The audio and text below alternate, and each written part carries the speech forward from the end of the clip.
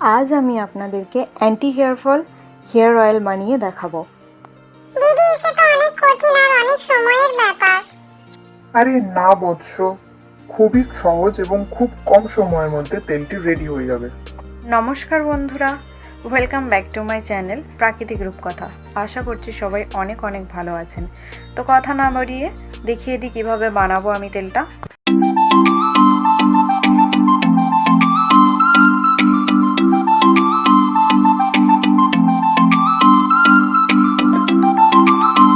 তেলটি বানাতে যে গুরুত্বপূর্ণ উপকরণটি লাগছে সেটা হচ্ছে জবা ফুল বা কুঁড়ি।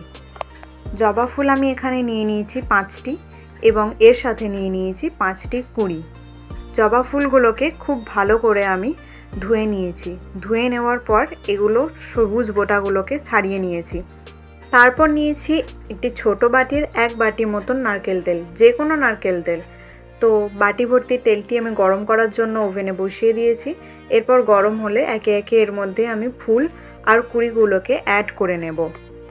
এখানে আমি আপনাদের জানিয়ে রাখি, ফুলগুলি ধোয়ার পর খুব ভালো করে কিন্তু শুকিয়ে নিতে হবে, না হলে গরম তেলের মধ্যে ভিজে ফুলগুলি দিয়ে দিলে আপনাকে নাগিন ডান্স করতে হবে।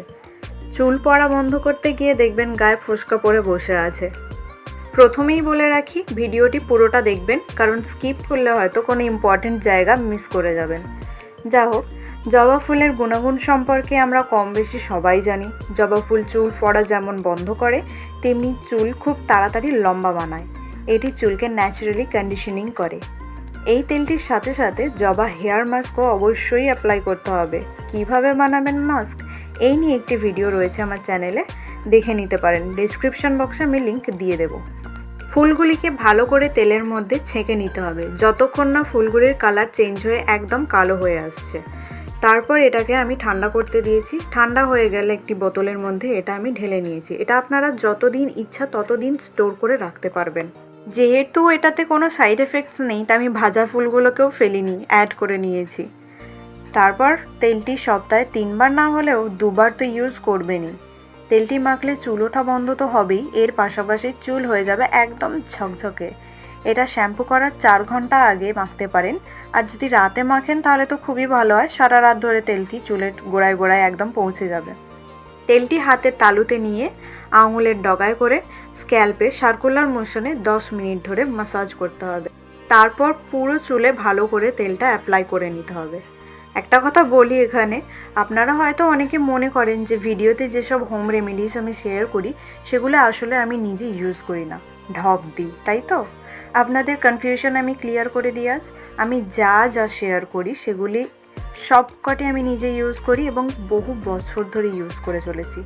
আরও অনেক ধরনের রেমেডি আমি ইউজ করি, সেগুলি তো আপনাদেরকে আমি শেয়ার করবই।